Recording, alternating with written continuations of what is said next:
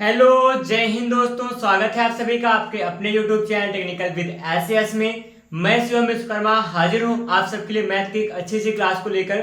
दोस्तों, मैथ की आज की क्लास में आप सभी सीखने वाले हो समानुपात अनुपात के संबंध में कुछ नए फॉर्मूले, कुछ नए कॉन्सेप्ट, कुछ नई चीजें, कुछ नया तरीका आपको सिखाऊंगा। आज क्लास नंबर 43 में 43वीं क्लास आज है। इसके पहले हम लोगों ने 42 क्लास ले चुका है, ठीक है। उन सभी क्लासों में आपने जो कुछ भी सीखा है वो एक कहीं ना कहीं अच्छे लेवल का मैथ का एक फॉर्म होता है, एक तरीका होता है, मैथ का एक फॉर्मूला रहा करता है, ठीक है। आज हम लोग सीखेंगे कुछ नए फॉर्मूले को, कुछ नए कॉन्सेप्ट को, कुछ नए कॉन्सेप्ट के संबंध में सवालों को।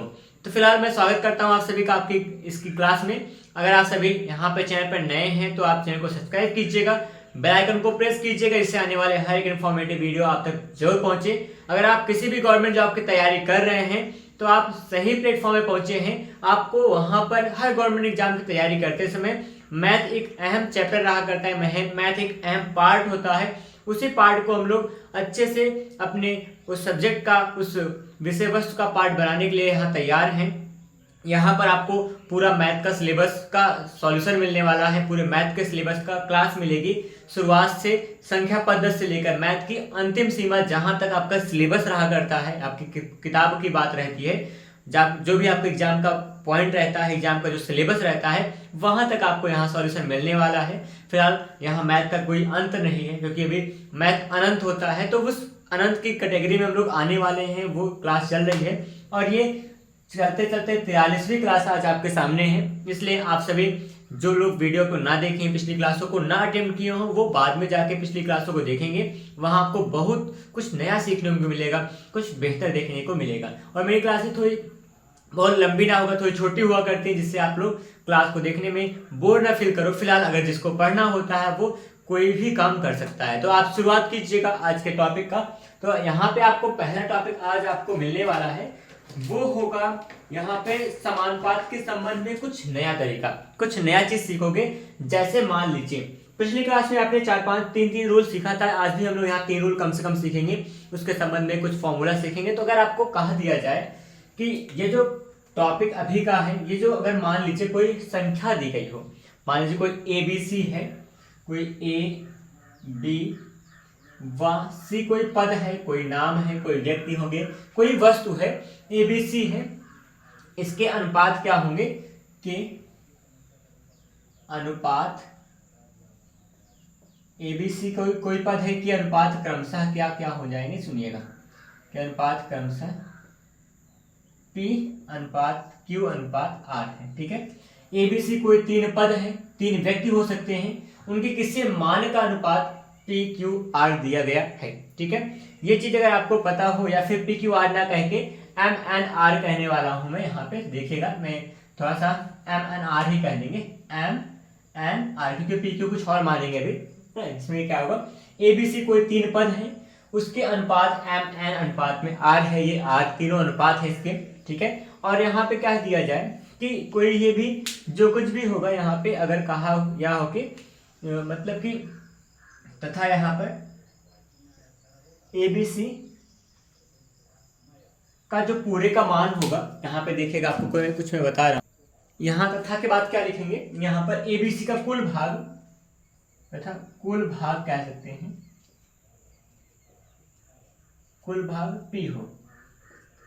या फिर इस भाषा को मैं थोड़ा बदलने का प्रयास करूं तो ऐसे कह सकता हूं, किसी कोई राशि का नाम लिखना होगा अब की बार, किसी राशि P को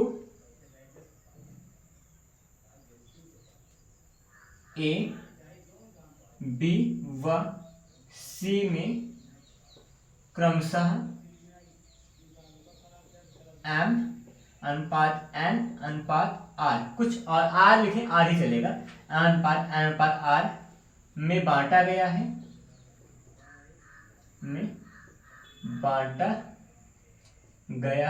ठीक है,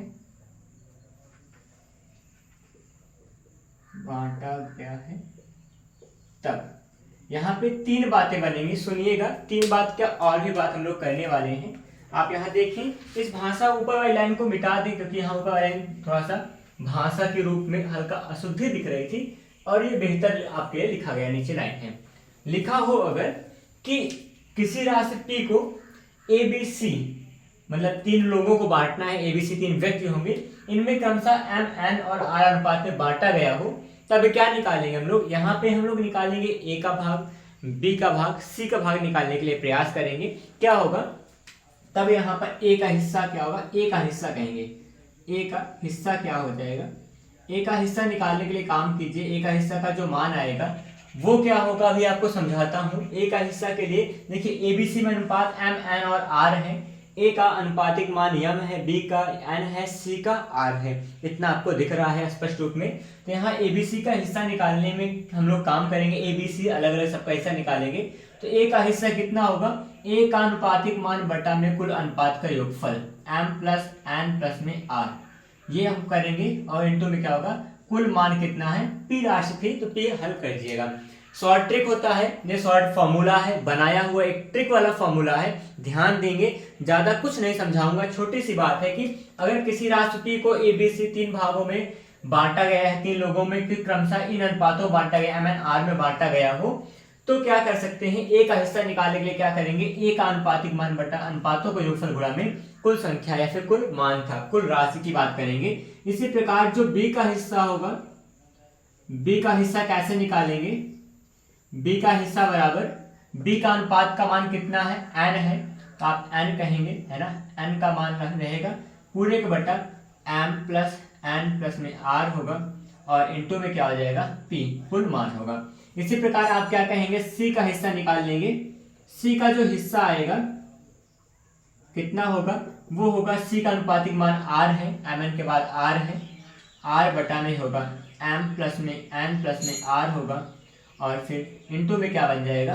कुल मान P था, कुल राशि P है। इस हिसाब से हम लोग क्या करेंगे? ABC का हिस्सा निकाल सकते हैं।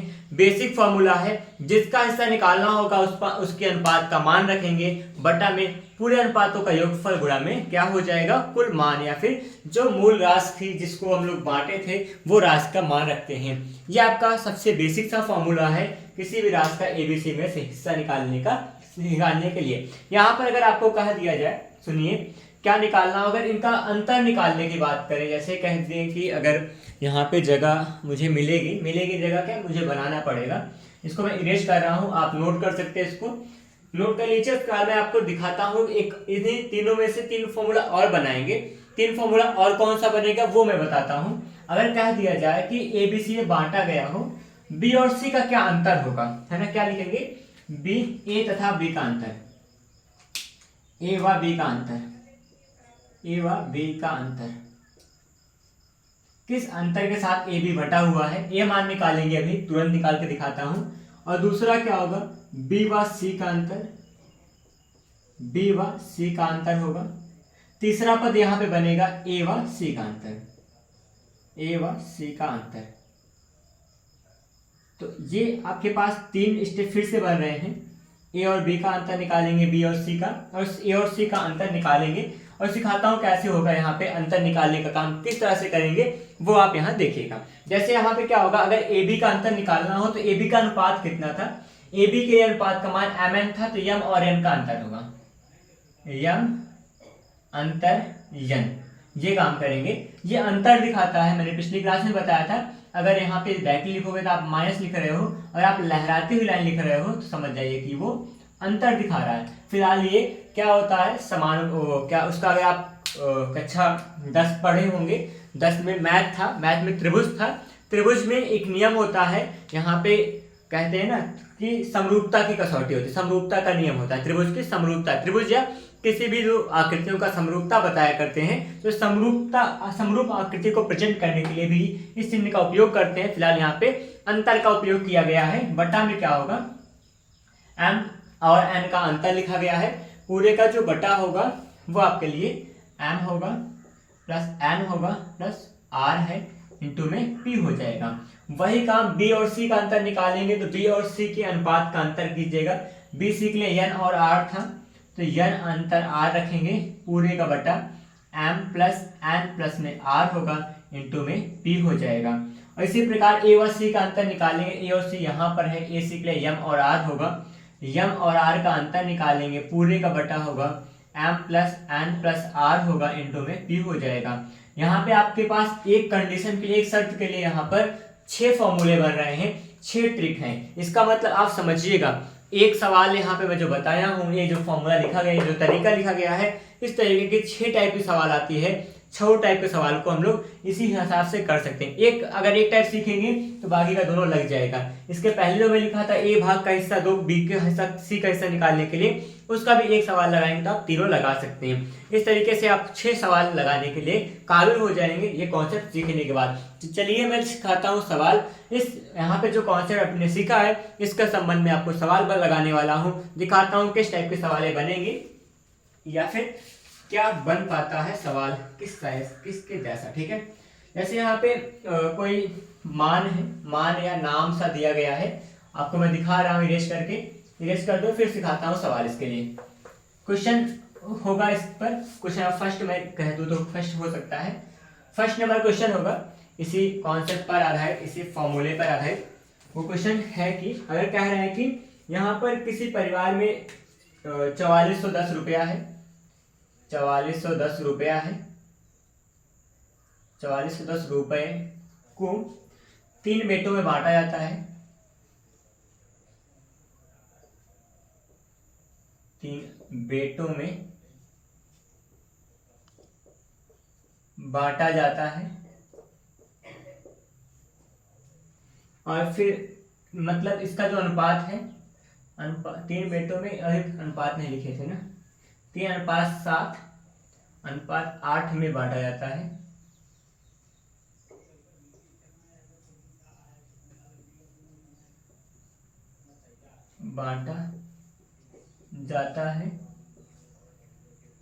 तो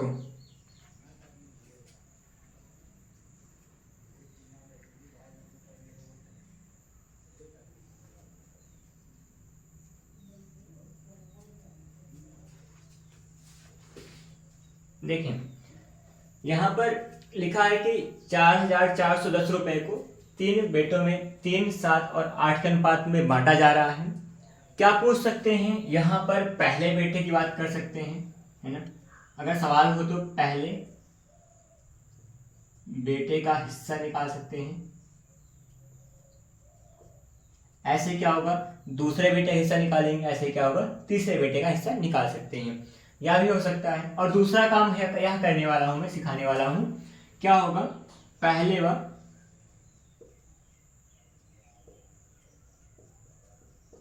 दूसरे बेटे के हिस्से में अंतर, किसको कितना ज्यादा कितना कम मिला है, ये बात निकालेंगे। फिलहाल मैं एक का करके दिखा रहा हूं, इसी प्रकार के आप इसका 2 करेंगे, इसका 2 कर सकते हैं। तो पहले बेटे के हिस्से के लिए आप लगाएंगे क्या, पहले बेटे का क्या होगा, मान लिखा जाएगा। पहले बेटे का अनुपातिक मान 3 है, बटा में अनुपातों का योगफल 3 + 7 + 8 होगा, गुणा में कुल मान 4410 हो जाएगा। हल कीजिएगा, 3 है, 7 3 10 8 18 होगा, गुणा में 4 4 1 बनेगा, और यहाँ पे 0 कह लेंगे। ठीक है, यहाँ पे हम लोग इसको सिंप्लीफाई करेंगे, क्या हो के आएगा, अगर आप चाहें तो काट सकते हैं, कितना, और 36 हो जाएगा, और 4 4 8 81। यहाँ पे 18 से हम लोग भाग करेंगे, 18 36 होगा, 2 बार जाएगा, 36 4 40 48 44 होगा, मतलब यहाँ 8 बचा, 81 आएगा, और 18 चौके 72 हो जाएगा, 72 9 बचा, 90 18 पंचे 90, पूरा कट गया। 18 से 245 बार जाएगा, यहाँ गुणा करेंगे, 3 का 3 पचे 15 होगा, 3 चौके 12 13 हो जाएगा, और फिर 3 × 6 7 होगा। तो छोटे बेटे का जो भाग हो या फिर पहले बेटे का जो हिस्सा होगा वो 700 कितना आएगा, 35 आएगा, जो कि पहले बेटे का हिस्सा आएगा। ठीक है, ऐसे ही आप क्या कर सकते हैं, आप चाहें तो दूसरे बेटे और तीसरे बेटे का हिस्सा निकाल सकते हैं। फिलहाल केवल रहेगा यहाँ पे क्या, कि दूसरे बेटे के हिस्से के लिए दूसरे का अनुपात, तीसरे वाले के तीसरा अनुपात यहाँ पे आप लिखेंगे अंश में। बाकी पूरा कॉन्सेप्ट यही होने वाला है। अब पहले व दूसरे बेटे के हिस्से का अंतर निकालना है हमको, तो वो भी आपको सिखाने वाला हूँ कैसे होगा। इसी प्रकार दूसरे तीसरे बेटे के हिस्से का अंतर निकाल सकते हैं, पहले और तीसरे का हिस्से का अंतर निकाल सकते हैं, बता सकते हैं कि कौन कितना ज्यादा पाया है, कौन कितना कम पाया है, ये अंतराल बता के।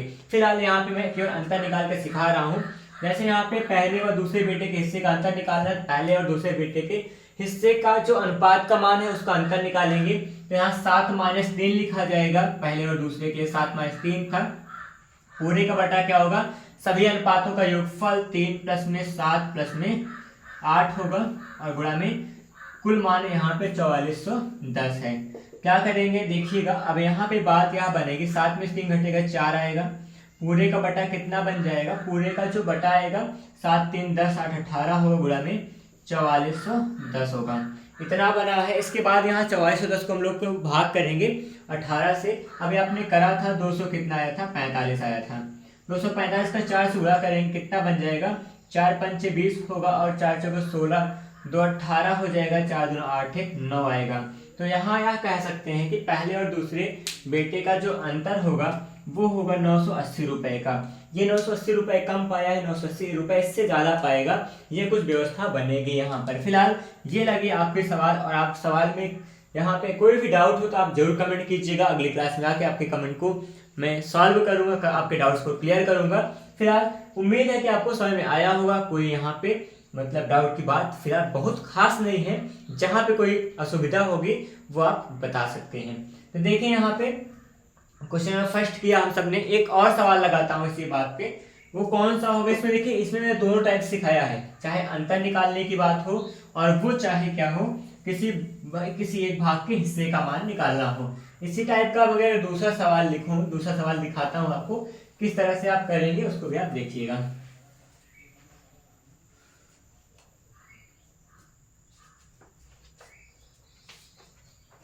यहाँ पे कह रहे हैं, क्वेश्चन नंबर सेकंड है, लिखा है कि पी क्यू तथा आर स्थानों का, पी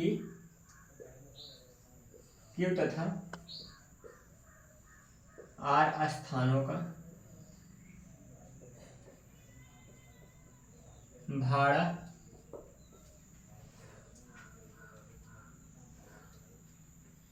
क्रमशः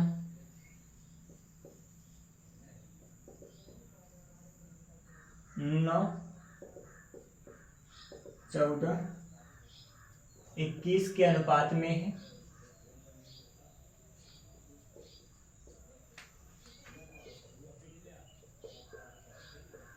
अनुपात में है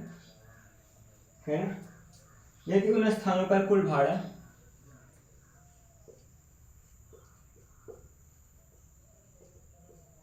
कुल भाड़ा कितना हो रहा है हमारे पास, 15,625.00 रुपए हो, तो क्यू तथा आर के स्थानों में कितने रुपए का अंतर है। क्यू तथा आर के स्थानों के भाड़े में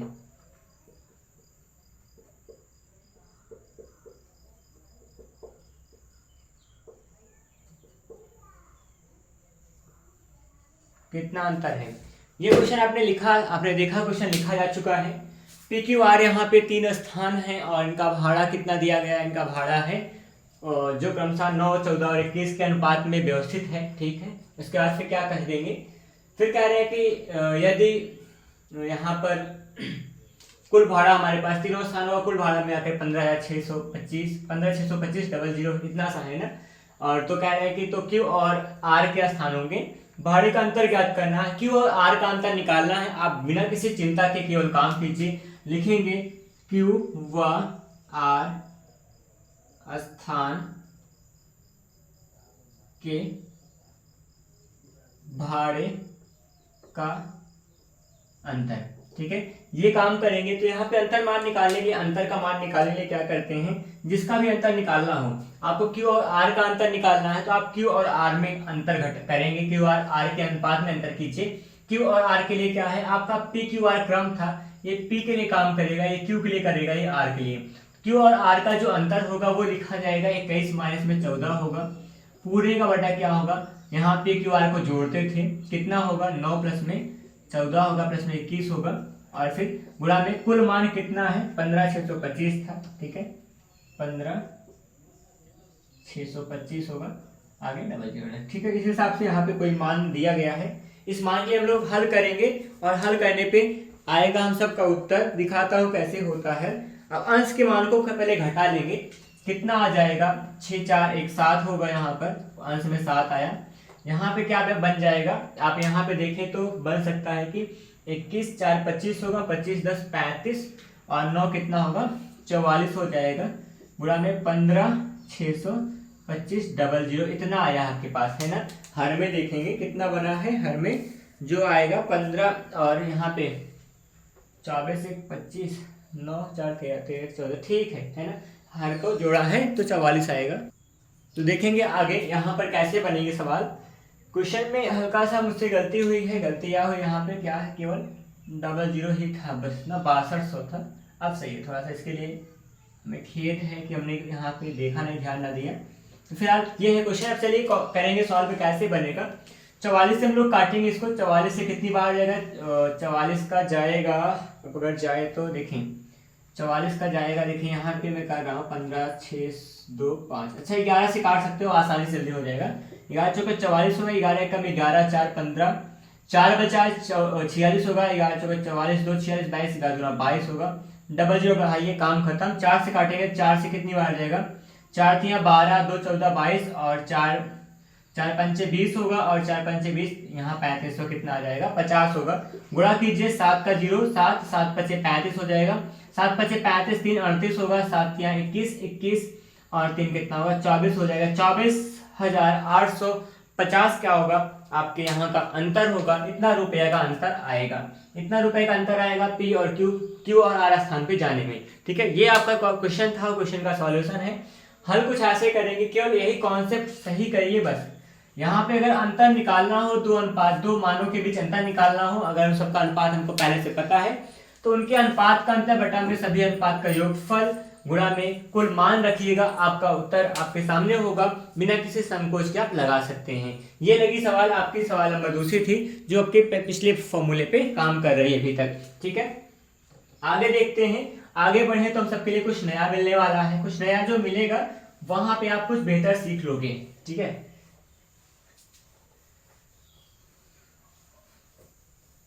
आज की जो आपकी नई सीख होगी वो ये होगी कि यहाँ पर देखें, यहाँ मैं एक भाषा लिख के आपको समझाता हूँ कि जो मैं लगाने वाला हूँ वो क्या कैसा है फॉर्मूला, वो कैसा फॉर्मेट है। लिखा है कि यदि किसी राशि को, भाषा देख लीजिए फिर समझाता हूँ, यदि किसी राशि को ए तथा बी के बीच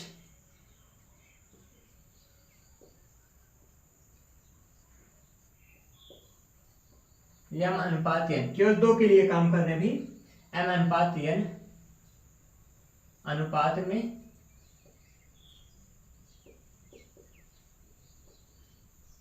बांटा गया हो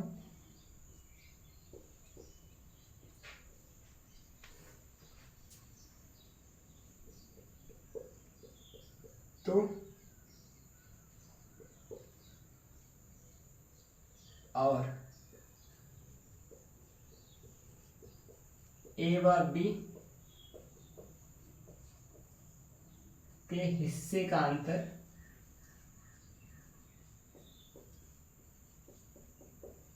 पी हो, तब यहाँ काम करेंगे। प्रश्न ने लिखा है, यहाँ भाषा में लिखा है कि यदि किसी राशि को ए तथा बी के बीच एम और एन अनुपात में बांटा गया हो और कह रहे हैं कि ए तथा बी के हिस्से का अंतर पी हो, तो क्या क्या निकालना होगा। हमारे पास हो सकता है कि यहाँ तीन बातें, जैसे क्या होगा ए का हिस्सा, तो ए का हिस्सा निकाल सकते हैं हम लोग, जरूरत पड़ सकती है ए का हिस्सा निकालेंगे, ठीक। और क्या होगा बी का हिस्सा होगा, बी का हिस्सा होगा, और यहाँ पे अंतर दिया है तो हमारे लिए कुल मान आ सकता है। ए और बी के लिए क्या होगा, ए तथा बी का कुल मान होगा, या फिर कह सकते हैं कुल राशि का मान निकालना होगा, ये निकालने की बात कर सकते हैं, ठीक है। यहाँ तीन बातें यहाँ होने वाली हैं इन दो शर्तों में। शर्त यही है कि यहाँ पर किसी राशि ए को दो भागों में बांटा जाता है, यम और एन अनुपात में बांटा गया है, उनके हिस्से का अंतर जो होगा पी होगा, तो तब क्या करेंगे ए का हिस्सा कितना होगा वो निकालना है, बी का हिस्सा कितना होगा वो निकालना है, कुल राशि निकालेंगे। अभी आपने पिछले कॉन्सेप्ट में सीखा था कि अगर यहाँ किसी राशि पी को ए और बी में या अनुपात में बांटा गया हो और कह रहे हैं कि फिर उसका मतलब कि वहां पे हिस्से का अंतर नहीं दिया था, हमको कुल मान दिया था। तो जब कुल मान देकर करते हैं सवाल को, जब कुल मान पी दिया होता था, कुल राशि दिया होता था, तो हम लोग यहाँ बटा में उन अनुपातों का योगफल करते थे। यहाँ जो पी का मान है वो हिस्से का अंतर है, उनके हिस्से का अंतर है, तो यहाँ पे हम लोग भी क्या करेंगे, अनुपात का अंतर करेंगे। कैसे सीखना, ए का हिस्सा निकालने के लिए क्या करेंगे, ए का अनुपातिक मान यम है बटा में यम माइनस एन होगा, ए और एन का अंतर होगा, अनुपात का अंतर होगा, गुणा में क्या होगा पी होगा, ये काम करेंगे। फिर उसके बाद क्या होगा, बी का हिस्सा निकालने के लिए बी का अनुपातिक मान यम है बटा में यम माइनस एन करेंगे, उसके बाद क्या होगा इंटू में पी हो जाएगा। ये प्रक्रिया अपनाएंगे। यहाँ पर अगर कुल योगफल का मान दिया होता है तो हम लोग योगफल करते हैं यहाँ पर यम एन में, अगर यहाँ अंतर का मान दिया है पी तो यहाँ अंतर लिखेंगे। ये बात थोड़ा ध्यान रहे और इसी से हम लोग काम करेंगे, ठीक है। तो यहाँ पे दोनों, इसके पहले वाले फॉर्मूले में जो कुछ था वही का उल्टा यहाँ पे हो रहा है। अगर यम और एन का यहाँ पे योगफल मतलब दिया हो, हिस्सों का योगफल हो, कुल राशि होगी, हम लोग यहाँ पे यम प्लस एन करेंगे। अगर राशियों का अंतर होगा तो हम लोग क्या करते हैं, यहाँ एम माइनस एन करते हैं, ठीक है। फिलहाल यहाँ पे कुल राशि का मान निकालने के लिए क्या करेंगे, कुल राशि का मान निकालना है तो कुल राशि का मतलब दोनों का हिस्सा निकालेंगे। तो यहाँ ए बी हिस्सा दोनों का हिस्सा निकालेंगे, दोनों हिस्से के लिए क्या होगा, दोनों का अनुपात जोड़ेंगे, m प्लस एन होगा। बटा में क्या था, यहाँ पे आपको पता कितना है, p का मान पता है, बटा में m माइनस एन करेंगे। m माइनस एन का मतलब अंतर करते हैं, m माइनस एन का मतलब हमेशा अंतर समझना, यह सोचना m माइनस एन का मतलब m माइनस एन ही होगा यही। अगर बड़ी संख्या n होगा तो n माइनस m भी हो जाएगा, ये भी बात जायज है। तो फिलहाल आपको यहाँ पे यह देखना है, अंतर दिया होगा तो हर में अंतर करके किसी कैसे निकालते हैं। अगर क्या पता हो, अगर आपको योगफल पता हो, कुल राशि का मान पता है, तो हम लोग m और n का योगफल करके निकालते हैं, किसी का हिस्सा निकालते हैं। तो ये दिखा आपके पास यहाँ किसी एक शर्त से 3 प्रकार के फॉर्मूले बनेंगे, 3 प्रकार की बातें बनेंगी। इन्हीं बात को करते हुए एक मैं सवाल लगा के दिखाता हूँ कैसे इसके सवाल होते हैं। यहाँ पे मैं क्वेश्चन लिख के दिखाता हूँ। यहाँ एक क्वेश्चन लिखा जाएगा कि यहाँ दो व्यक्ति हैं ए व बी की आय,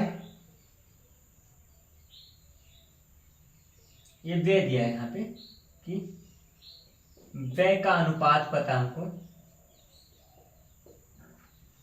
ए और बी की व्यय का अनुपात 5:4 है, ठीक है। यदि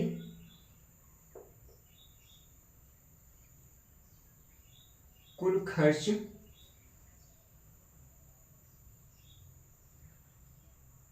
यहाँ पे रुकिएगा, कुछ लैंग्वेज में मिस्टेक है बुक में, ठीक है। यदि व्यय का अंतर कितना है, यदि व्यय का अंतर यहाँ पर दिया है 800 रुपया है, 800 रुपये है, तो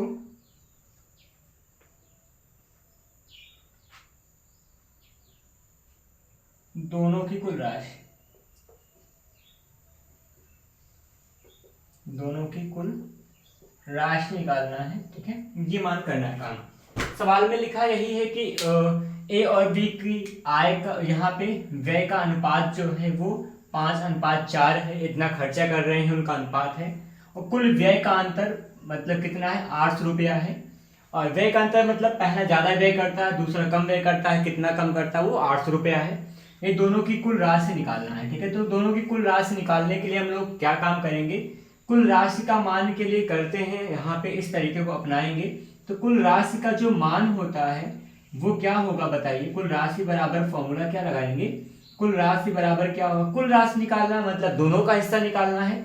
दोनों का हिस्सा निकालने का मतलब क्या होगा, ए का हिस्सा का अनुपात 5 है, बी के हिस्से का अनुपात 4 है, 5/4। यहाँ पे अंतर आपको 800 रुपया दिया है, तो 5 और 4 में क्या करेंगे हम लोग अंतर करते हैं, 5 - 4 कर देंगे, ठीक है। आगे क्या बनेगा देखना, 5×4 कितना होगा 9, 5/4, 5/4 मतलब 1 होगा, गुणा में 8 होगा, 800 बराबर 9×8 कितना होगा 7200 होगा। तो 7200 रुपया क्या था, यहाँ पे दोनों की व्यय का अनुपात, व्यय का मान था, तो दोनों मिलकर कितना व्यय करते हैं, 7200 रुपया व्यय कर रहे हैं, ठीक है। ये सवाल था आपका और इस तरह से हम लोग सवाल को हल कर सकते हैं। और जैसा भी हो आप कमेंट करके जरूर बताएं कि आपको सवाल कैसे लग रही है और आप कितना समझ पा रहे हैं। जहां पर भी कोई सवाल समझ में दिक्कत हो आप वहां पे बता सकते हैं, निसंकोच आप कमेंट कर सकते हैं। हम लोग अगले वीडियो में अगली क्लास में आपके हर समस्या का समाधान करेंगे। फिलहाल इस क्लास में इतना ही, सीखेंगे नए टॉपिक को अगली क्लास में। छोटे छोटे क्लास लेने के फायदे यह होते हैं कि आपको क्लास इंटरेस्टिंग बनाने के लिए आप थोड़ा सा छोटी क्लास लेंगे तो आप बेहतर तरीके से सीखेंगे। कम सीखो लेकिन बेहतर सीखो, ये काम होगा। बहुत जल्द मैं इस टॉपिक को खत्म करूंगा, 2-3 टॉपिक और बचे हैं फॉर्मूले की कैटेगरी, फिर उसके बाद हम लोग आ जाएंगे प्रीवियस ईयर के क्वेश्चन को सॉल्व करने लगेंगे। वहां पे हम लोग जी भर के सवाल लगाने वाले हैं। फिलहाल तैयारी आप करते रहिए, आप जो भी एग्जाम आने वाले हैं उसके लिए बेहतर काम करते रहें। मैं भी बहुत जल्द ही आप सबके लिए पूरा मैथ का सिलेबस कवर करने वाला हूं। कवर चल रहा है फिलहाल, अभी तो 43 क्लास हुई है, लगभग 100 क्लास से कम नहीं होने वाली, और जा सकते हैं क्योंकि क्लास काफ़ी लंबी जाएगी। और अभी बहुत सारे सिलेबस पड़े हुए हैं, अभी 7वां चैप्टर ही चल रहा है। अभी आपको पढ़ाना है लगभग कहें तो 15, 20, 25 के आसपास चैप्टर सभी बचे हुए हैं। तो आप बिल्कुल चिंता न करें, घबराएं नहीं, ये क्लास लंबी चलेगी और आपको बहुत सीखने को मिलने वाला है। फिलहाल मिलते हैं नई क्लास में। धन्यवाद, जय हिंद।